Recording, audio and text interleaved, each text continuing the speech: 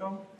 So you see, as he said, I put on my Dominican habit because we like sometimes to distinguish ourselves from the beloved Jesuits, but it's not tragical. We cope very well together and we get along very well. I will speak in English. I've been asked to speak in English. I could have done it maybe in Italian, but no, that's the way we do. I will sit down if you don't mind. You hear me very well or not very well? More or less not good. Closer. So I will try to do my best.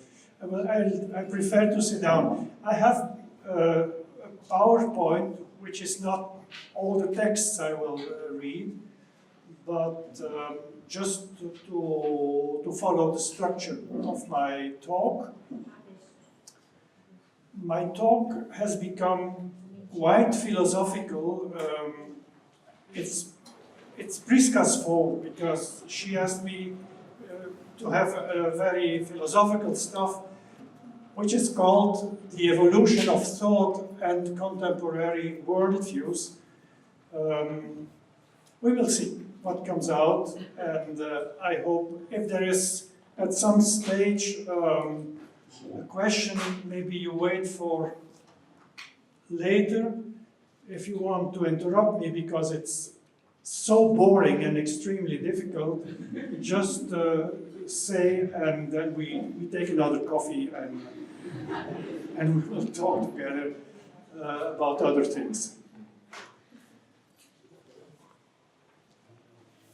I did not know living stones until my assistant Priska Suron told me about your activities, and also until one day last summer I met living stones in front of the Church of the Jesuits. So sometimes I go to church with the Jesuits. I met living stones in front of the Church of the Jesuits in Lucerne. Some people from Living Stones, Marco especially, and they spoke very enthusiastically about their commitment.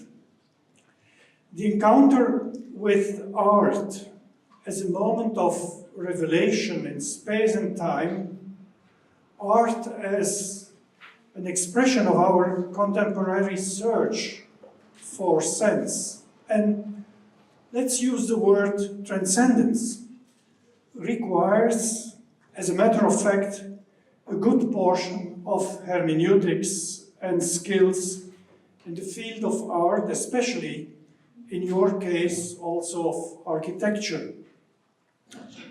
I am not an expert, and the topic you have proposed to me is very large, very challenging, maybe a little bit far away from my immediate concerns and skills.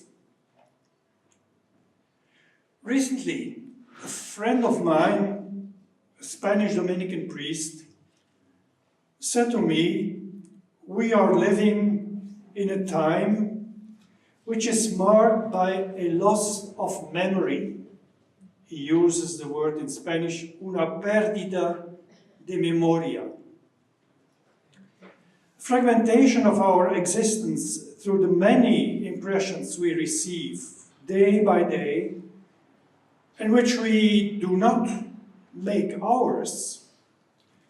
The immense impact of rationality and modern communication techniques causes a kind of lack of real experience and probably the incapacity of affronting the future.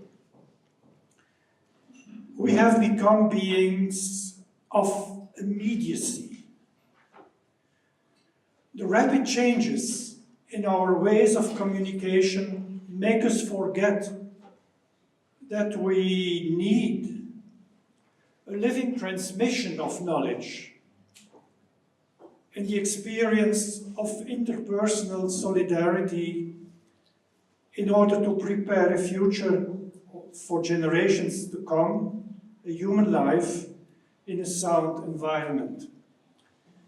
If I have well understood what your main duties and interests are, I think this fits very well to what you want to do, to transmit a living tradition, to transmit experience of art, and to show that things of the past are really needed to have a present and a future. We will explain this later on. If we think now about the evolution of thought and contemporary worldviews, that sounds very abstract, we cannot avoid speaking about a quite generalized feeling. We are, as a matter of fact, on this earth, living on a fragile vessel, which is exposed to all kinds of threats, ecological, economic, humanitarian. Maybe we are living on a sinking vessel. It reminds me a quite popular song of the 80s. I'm very old. We have everything under control on the sinking vessel. Full power, straight forward towards the next reef. In German, for those who understand German, wir haben alles im Griff auf dem sinkenden Schiff, was the song.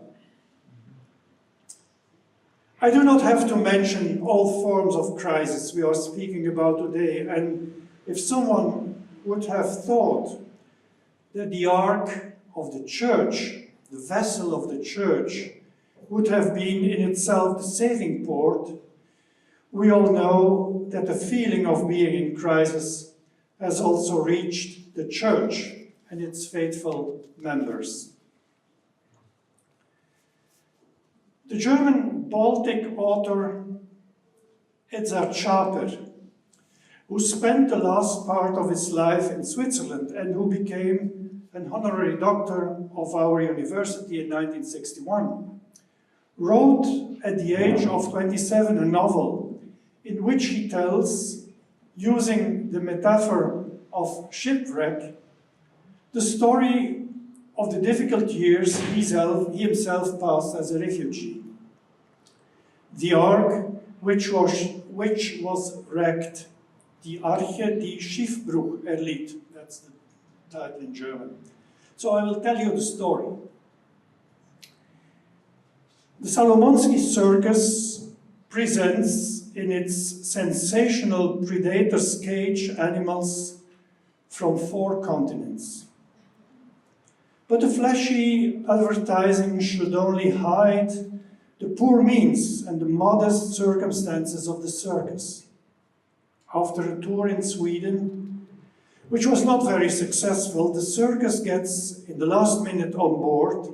A ship will bring the animals and artists home just in time before winter comes. A storm is announced. At first, it seems to be unreal, but the storm comes like a deluge, which floods the deck and carries off the animals. Stella, the cow, which has some arithmetic capacities, and the proud lion, which, although almost safe, jumps overboard in a moment of despair and ultimate dignity. Finally, only one small monkey remains. The person who saved it pays almost with his life. The artists survive this catastrophe with great difficulty. The fate is too cruel. Nevertheless, the life goes on after the incident. And I quote Schaper, The young daughter of the circus director dances on the tightrope. She terribly freezes in her light t-shirt. The tamer performs a funny wrestling with one of his comrades. Two chickens reluctantly drag a tiny wheelbarrow, which is conducted by a wrinkled and shriveled, freezing small monkey. End of quotation. Sinking of the vessel, wreck, shipwreck. It seems that despite every disaster, life goes on. The shipwreck of the ark, an image of life? Who could deny it? Who would not recognize in his own life this mirror? The search for an ark, a vessel, which promises safety, sustainability, certitude. I think it's an image for our modern worldviews, since everything has become quite fragile and uncertain. We all, in one or another way, in spite of storms, try to find a sustainable vessel, a sustainable ark, and a place to be. For our modern times, science was mainly seen as this saving ark. The progress of our scientific knowledge, the artificial intelligence, the algorithms provide secure calculation of the future and protect against the rigors of life. Science can perfect warning about the gale. It makes the ships more seaworthy, heals the seasick, trains competent and clever steersmen who are able to cope with waves and storms. Already the antique philosopher Socrates reminds us that in order to survive, we must be aware that our human life is not auto-sufficient, that finite reality participates in eternal truth, that just acting is not identical with pure applying legal instructions, that we must learn how to understand ourselves. Socrates called it deuteros plus, which means an alternative way of sailing. To know reality, to achieve justice, and to come to terms with ourselves. That's what we are seeking in our lives, not just science. As Christianity appears, the image of the saving ark takes a profound turn. Christianity has entered the ancient world not as a religion, but as an answer to the experience of those basic questions of humanity.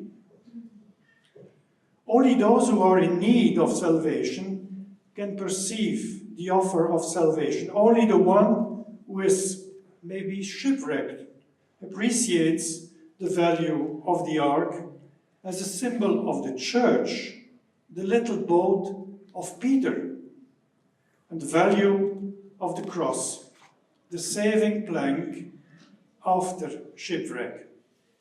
To use an old image familiar to the church fathers when they speak about baptism and penitence. Jesus Christ is not considered to be the founder of a religion, but the promise that God is not a spectator of the shipwreck of the world. His cross, the sacraments of the church, are the saving ark amid the storms which are shaking the world. It's a symbol of the little ship which accompanies the efforts of the ecumenical movement to overcome separation within the church. For the Armenian church, the ark remains up to now the sign of salvation and confidence for a nation scattered through persecution. We remember Genesis 8:4. The ark came to rest upon the mountains of Ararat. Since they are encouraged through the resurrection of Jesus Christ, we as Christians, we drop our anchor into another world. The full assurance of hope is sure and steadfast anchor of the soul, a hope that enters the inner shrine behind the curtain, where Jesus, the forerunner on our behalf, has entered, says the epistle to the Hebrews 6:19-20. Should not this hope also make grow on earth the boldness to explore new shores and to make stones alive? This hope, widened into the infinite, might also increase the temptation to overestimate one's own abilities. According to the letter to the Hebrews, Christ has come to free those who all their lives were held in slavery by the fear of death. But we are not free from limitations. That the quintessence of our limitations remains even within the world, within the church. Therefore, I said we are living even in the ark of the church on a fragile vessel. The Flemish painter Peter Bruegel has seen in the midst of the fall of Icarus a symbol of the destiny of mankind. Called to the highest vocation, mankind is exposed to the danger of the deepest fall. In the painting, which was the painting in 1558, this destiny is even more dramatic. All this happens behind our backs. Labor and commerce continue without taking notice of the fall of Icarus, the symbol of their own fate. We are so used to the tragedy of the human spirit that we don't even notice anymore in everyday's life the thousands and thousands and millions falls of Icarus. One must be very attentive to discover the leg of the droning Icarus. You wouldn't see it almost. You have to look at the painting very, very carefully. The division of the Western Church during the 16th century, painting was made 1558. Division of the Western Church during the 16th century makes this experience even more painful. The fundamental Christian hope could pave a way to heaven. It did not seem to be useful for establishing justice and peace on earth. Christian denominations were at war with each other up to now, Northern Ireland. Christianity could no longer offer an appropriate framework for the interpretation of the shipwreck within the world. It became a religion, among others. Faith was many times reduced to a kind of religious experience, but the self-awareness and the epistemological fundamental self-confidence of reason remained. On the threshold of modernity, the questions of Socrates, what is reality, what is justice, how do we come to terms to ourselves, the questions of Socrates must be posed again. How do we have access to knowledge? Where do we find justice? Who are we, finally? There is a new search for security and certainty, be it on the religious, philosophical, or political level. For Martin Luther, faith was not enough. He wanted to attain a certainty of being saved. And his Discours de la méthode, René Descartes, sought a fundamentum in concusum, a stable place for knowledge. Thomas Hobbes proclaimed a political absolutism as the highest expression of reason. Armament, bureaucracy appeared as the most efficient instruments in order to get the experiences of limitation under control. This is exactly what happens today, nowadays, when we see that armament and bureaucracy, they are offered as the most efficient instruments in order to get over the experiences of limitation and to have them under control.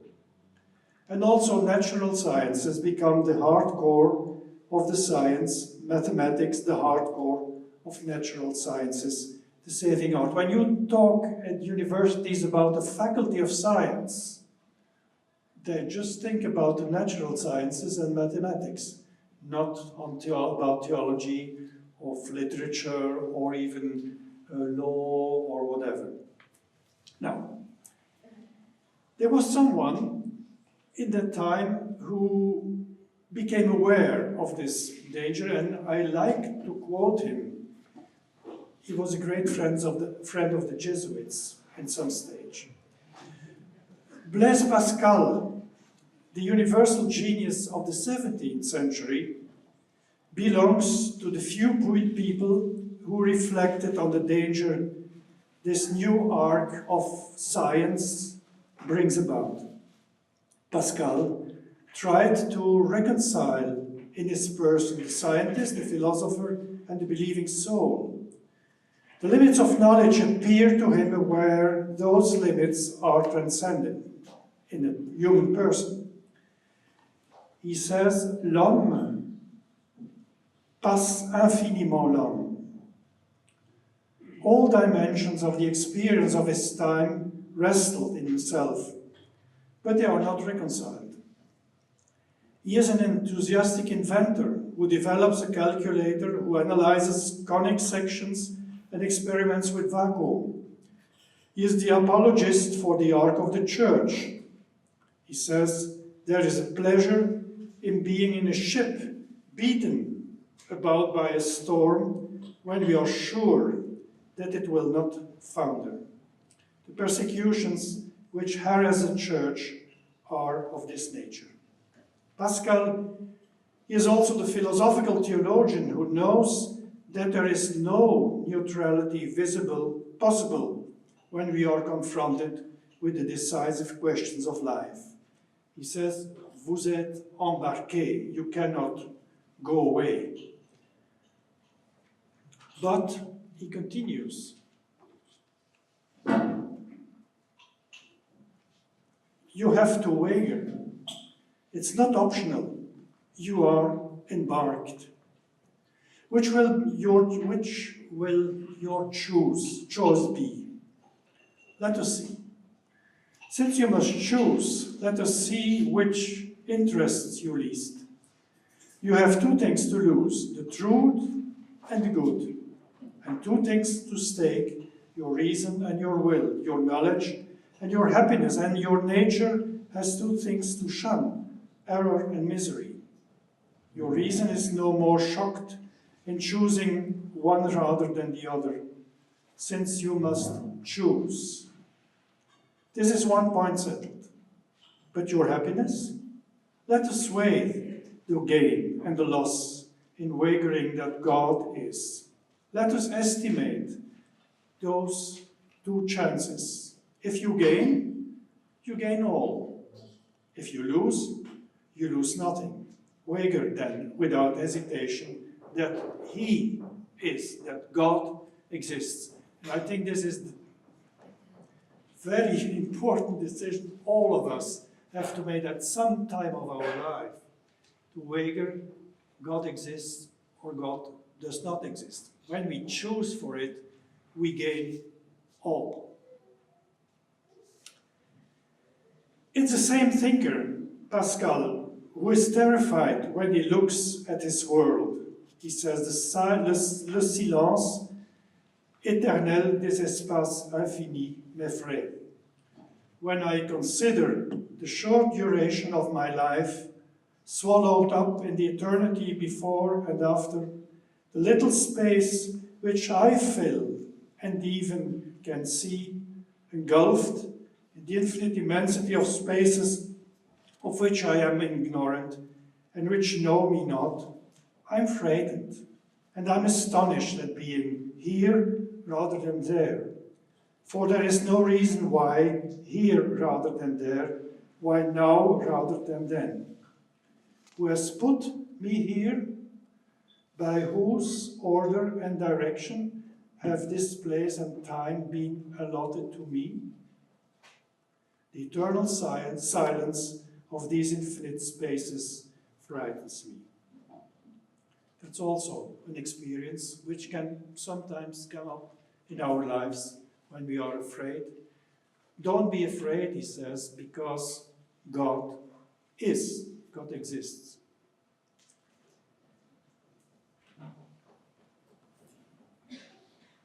I will not talk too long because time goes very fast and I'm not sure how late it is already now.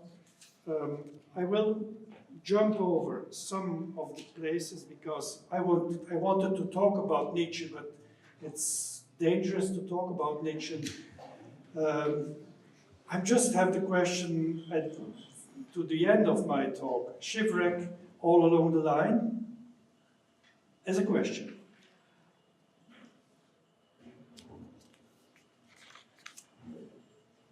Could this be the balance and the result of this short trip of exploration? Those who have dreamt about one unique formula for the world would answer probably yes. I see that in our world, more and more people are very skeptical, very disappointed also, shipwreck all along the line. Those who remember Socrates and his irony, which was not at all nihilistic, could eventually develop more hopeful perspectives. Is there another way to knowledge, to justice, to ourselves, which is not totalitarian, which is not purely scientific, which is not nihilistic? In the line of what I have tried to develop in this more historical, metaphoric survey, I could say our main task, and when I say our here, our main task is to indicate alternatives. Alternatives also for our knowledge-based society, which is always exposed to the danger of forgetting the limits of its own capacities and the fundamental experiences of goodness and beauty which make us alive as human beings. Let's remain a moment on this idea of knowledge-based society. The construction of a knowledge-based society has been the now, I would say, generalized ideal of the European Universities Organization according to the Bologna agreements. Such a capital and labor, knowledge is at the service of the process of technical production and integrating in the exchanges of the global market. The modern university, as a place of formation and reflection on worldviews, according to this ideal, put nowadays its curricula, organization and finance at the service of this society of knowledge. The characteristics are, among others, a society which is based on new technology and on their use in the management of the institution. The production of knowledge is considered as the most important cause of economic growth. It contributes, through costly first-class technologies, to the production of what this society needs for its own welfare in medical care, mobility, energy, but also in the domain of telecommunication, banking, and business services. This requires lifelong learning, given the rapid and permanent change of growing of knowledge. A lifetime experience is no longer considered to be valuable knowledge. The knowledge-based society requires the will and the intensive capacity of changing and planning, competent logistics, management of research, again with a specific attention to the position on the market. That's the world in which we are living. One could be tempted to ask, is there any place for real innovation, for creative reproduction of knowledge, for aesthetical experience, and even more, for faith, for theological faculties, also for other disciplines of the humanities, such as aesthetics, within this new management of rationality. We do not have to feel forced to fight a permanent battle of retreat. The encyclical of Pope John Paul II, Fides et Ratio, from 1998, reminds us that the dialogue of faith and reason should be a guarantee of the mind's capacity to be open for larger and other horizons beyond the fragmentation of knowledge in modern society, to pass from the phenomenon to foundation. It's important to establish an understanding of integral knowledge, which does not reduce reason to merely accessory functions with no real passion for the search for truth. Knowledge should not be reduced to information or to practical know-how in matters of economic management and new technologies. We must develop a rationality which has a link to the concrete world and the social acting of persons, their expectations, and even more, their deceptions regarding the promises of globalized knowledge. The experience of deregulation of the structures which have supported up to now social life, beliefs, norms, traditions, practically acquired knowledge, forms of communication, calls for the construction, I would say, of new forms of life, which leave again space for models of interpersonal understanding, as well as for questioning the dominating system of knowledge, which in principle wants to be universally valuable and non-temporal. I'm calling your protest against this knowledge-based society. We need institutions, movements, like Livingstone's, which helps persons to integrate experience of not knowing, experience of beauty, experience of the risk which is contained in scientific experimentation, and the simple protest of the people who want to confess their temporality and the acknowledgement of their limits. We must find together new ways to rediscover in this world the dignity of the human person and this search for truth, common good, and beauty, for transcendence. To know all things would be totalitarian, and I think a knowledge-based society is always in danger to become totalitarian, because it would eliminate freedom, make disappear the person as a human being. To know the limits of knowledge means to allow new things, new insights, new experiences of art to appear beyond those limits. Productive coincidence. It allows to have open eyes and hearts for the other who demands my presence, to answer the challenge of my Lebenswelt to which I am called to respond. For the sociologist Eugen Rosenstock-Huessy, this relation to the other and to the world is no longer determined by the Cartesian cogito. He describes this new basis as respondio etsi mutabor.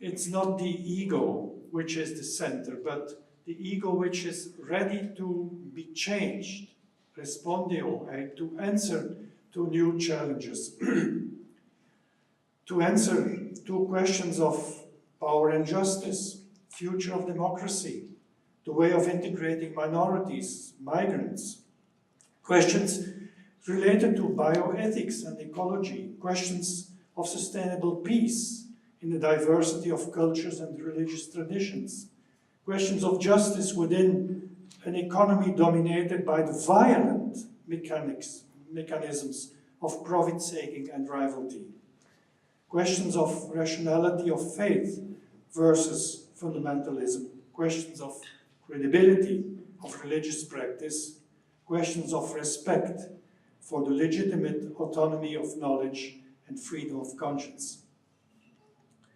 Again, Descartes proclaimed with his cogito ergo sum the program of reflexive autonomy and self-assurance, which became the basis of a dominating attitude towards the world as an object of knowledge. From that moment on, everybody thought he would be the center of the world in his ego. But we would simply say that the Russian philosopher Vladimir Solovyov proposes to add to this self-sufficiency of this thinking ego, I am, because my mother has given me birth, that's it. Today, sciences don't want to dominate any longer, as if their capacities had no limits, and as if their methods were applied without any prejudice. Like Socrates, we can continue to pose questions, to explore, to invest the resources of sense, to insist on the logos rational character of reality and on our possibilities to know the truth. But we have to realize that we are always thrown back to the beginnings of understanding, and that we have to respect the limits of knowledge and to open our minds and hearts for a new understanding, which begins with the experience of beauty, goodness, and love, in a search for a true harmony between us who struggle against the always imminent shipwreck of humanity. I put this image at the end of this speech because it's an image of hope in a shipwreck, in this accident which happened to the Notre Dame in Paris.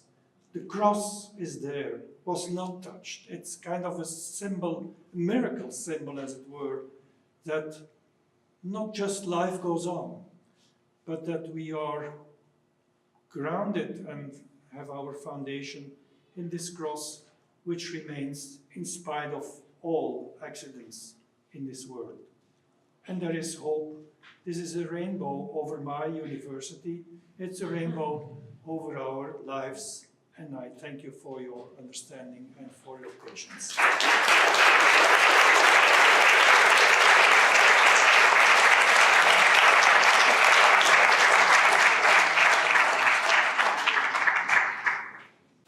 Yes, Father or Professor, you talked about the shipwreck of the church,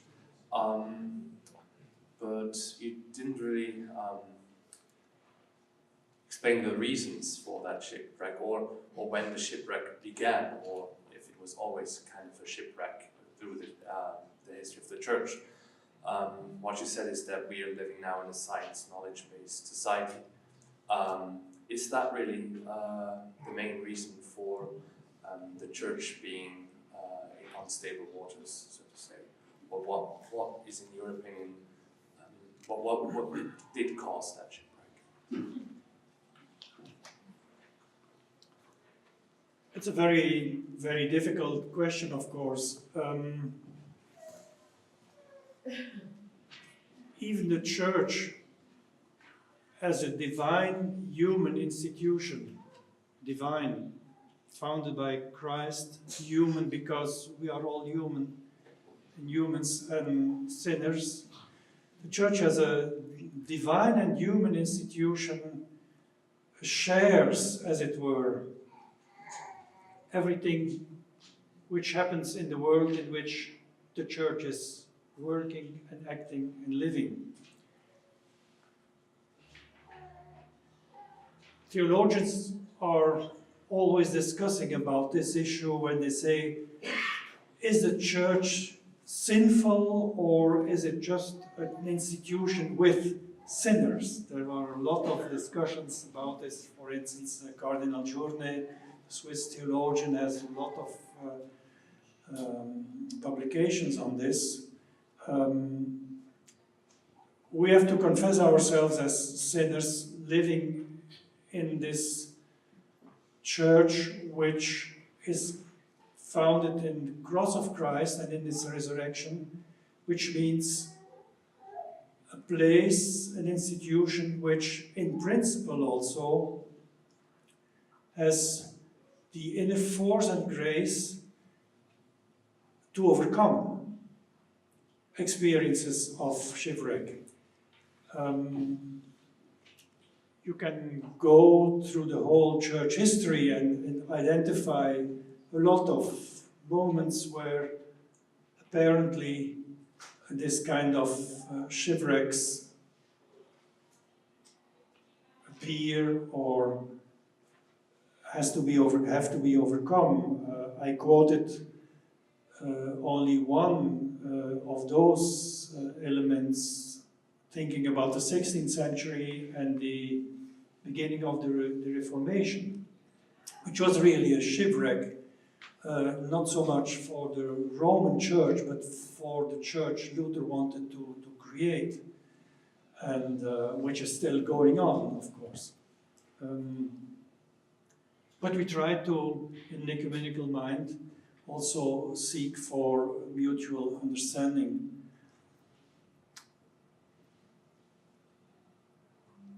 I will make a jump now to what you expect me to say, probably.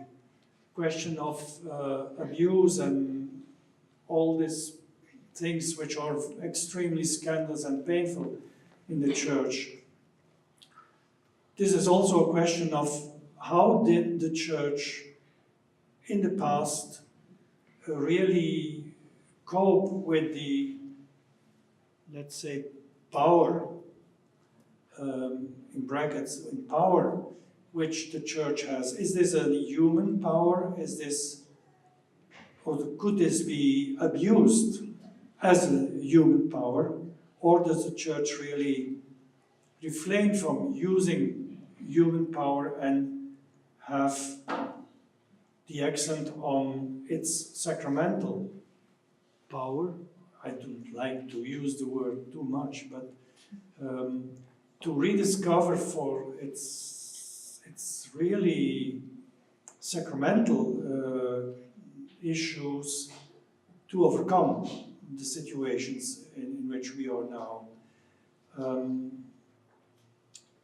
It's difficult to answer your question and just without going in detail in very concrete situations. I think personally that we have to seek for a church which reminds that it's based on the cross, a church which is at the side of those who are poor and looking for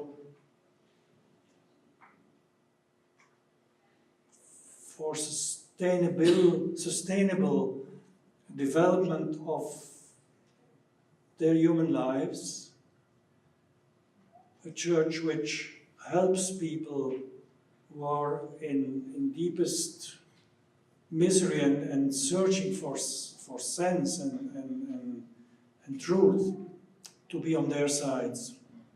So which means a poor church, a church at the side of human beings, but being grounded in the cross and the resurrection. But that's a very, very vague and not sufficient answer, I presume.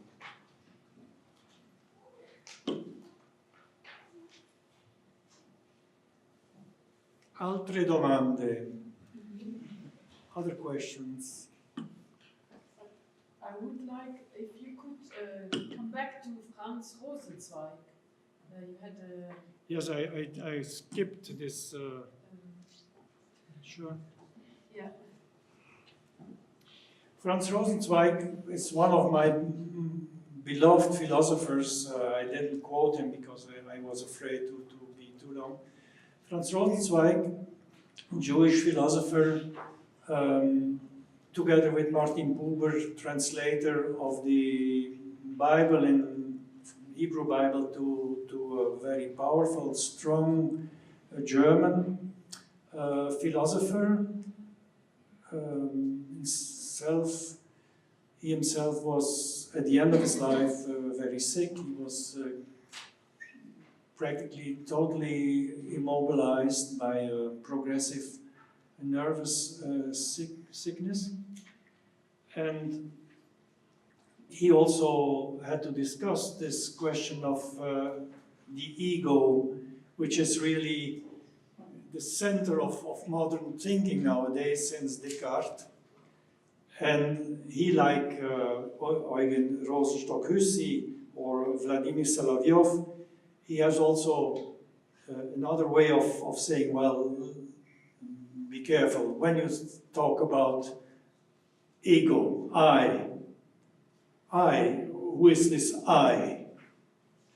The powerful person, wealthy person of the science-based society, knowledge-based society, or I, just as I am, just dust and ash.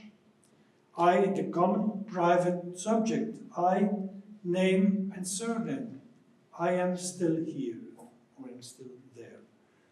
So just this call for humility, as it were. Just this call for awareness of being finite, of this call for less autosufficiency of the human being. This is also what Franz Rosenzweig proclaimed in his philosophy. He was an interesting philosopher, Jewish philosopher, together with Emanuel Levinas, two of my preferred philosophers, but that's another story.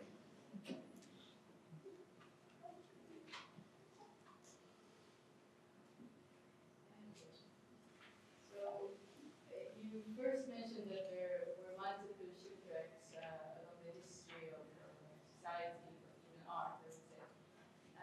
Would you say, or what do you think, what happens to the pilot who drives the ship, in the sense that could it have been a situation where the pilot is replaced by a less able pilot, and this is why perhaps a shipwreck happens?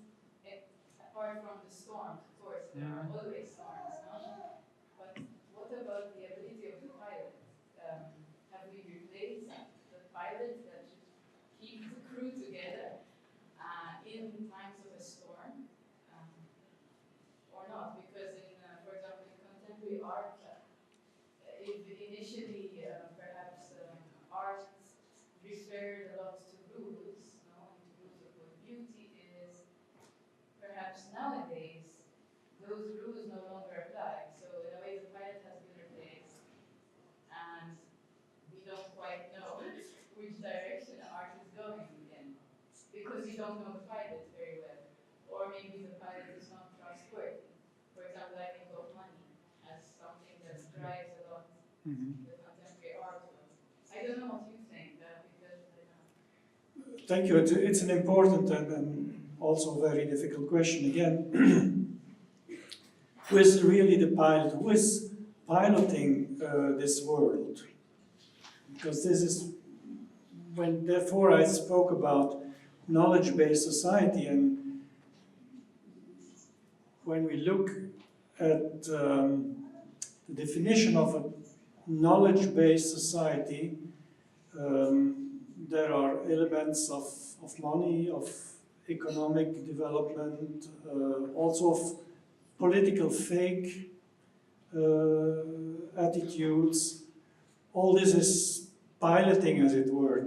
Is it really piloting, or is it just a storm which shakes our lives and the vessel on which we are living, and the world?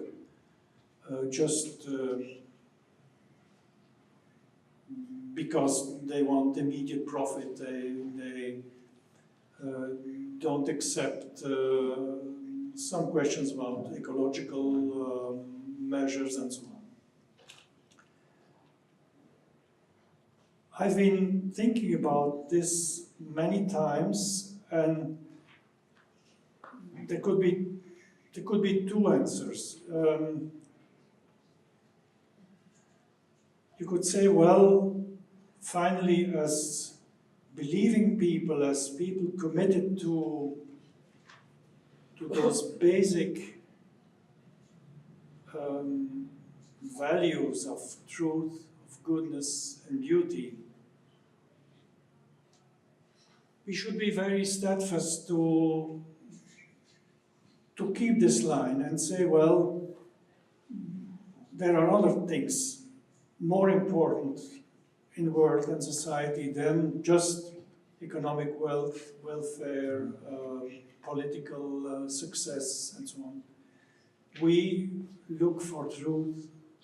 We try to foster the development of the common good, and we look for beauty and to preserve and to transmit experiences of beauty.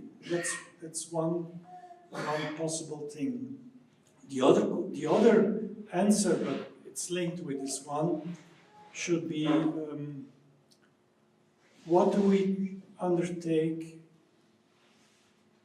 in order to form and to educate people to be aware that there are other values and important things which we have to transmit and to live for than just economy, welfare, and so on. So it's a question also not just of being faithful to the value, but also to educate coming generations for this other orientation. Who is the pilot? I strongly believe that God's providence is the pilot for our world. God is the one who has created this world, who has created us. He is also, in one or another way, piloting us. Although to know providence and what providence plans for our life, normally you see it only afterwards, not in beforehand. So that's which means you have to be a little bit patient with God. He shows himself only when he has gone, when he has, how would you call it, when he has been there, then you can see his back, as the Bible says. You can see his back, but not his face. So believe that we are guided by this providence, and that we have to form, educate people to be faithful to beauty, to truth, and to awareness of the common good. That's the basic answer I can give. As a person who has been in charge of university, it was very important for me to insist all the time on this idea, because universitarian people, people educated in the university in one or another way. They are becoming pilots for their immediate environment, as lawyers, as medical doctors, as engineers, as architects, and whatsoever. So just to educate people so that they be aware of what is really valuable and sustainable in our world. This is, I think, the main challenge and the main task we all have together. Also, a movement like Living Stones is not just for the fun. You do it because you think and you are convinced that there is something more to say than those are just stones. I read sometime a reaction from some people after this burning of the cathedral in Paris. And people say, why should I be excited about 14th century wood which is burned now and then which falls down? Who cares? You know, this kind of attitude we should work against. But it's just an example, but quite strong as a symbol for a common mentality of many of our contemporaneans. Bitte schön.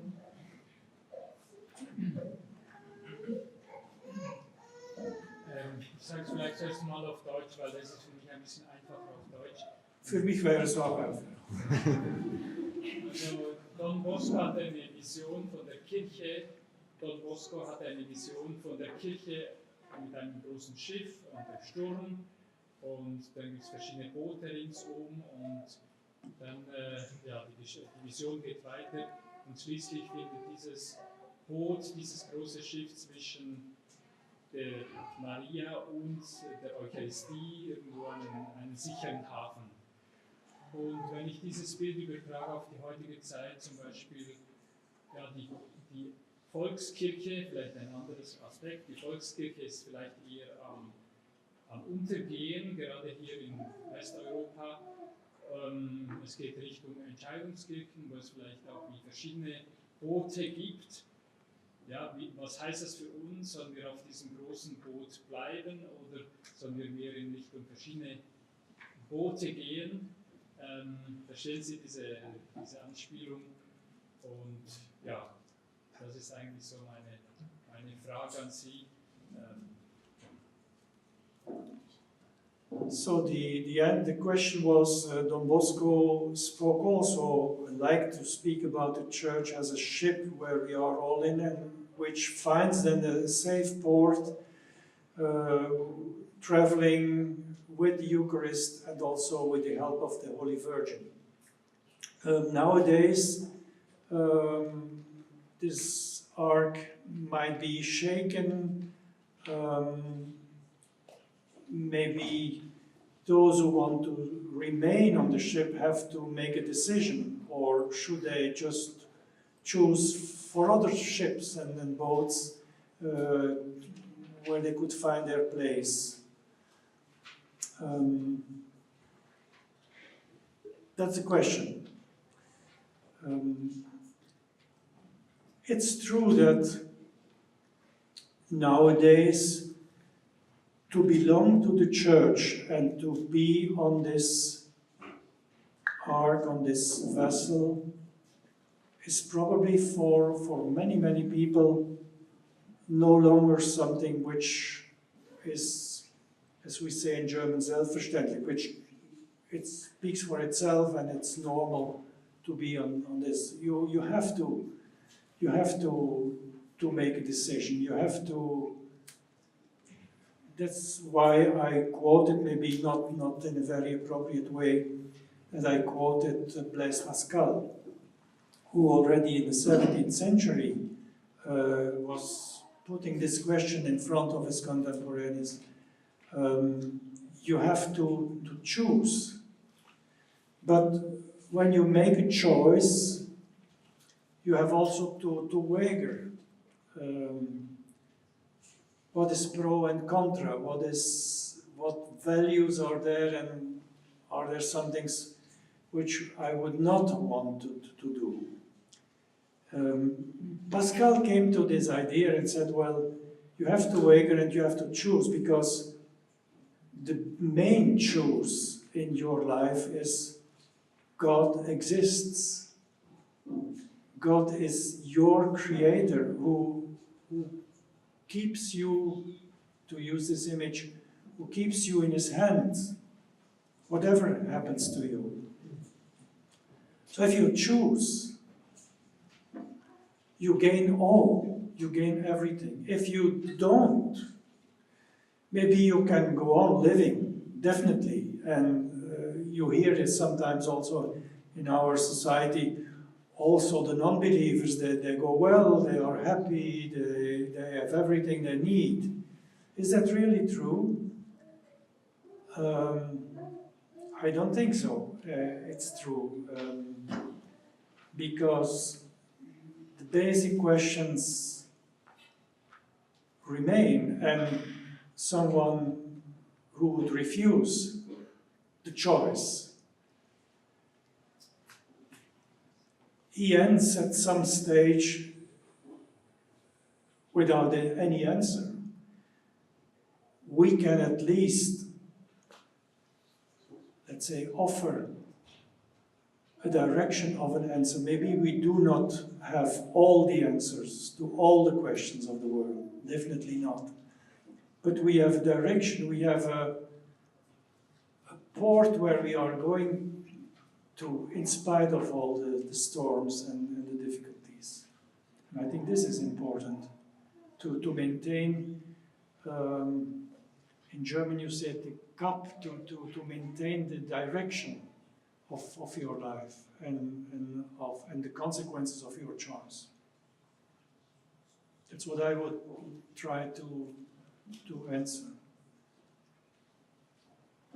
Priska is my assistant, so she is dominating, of course, this issue.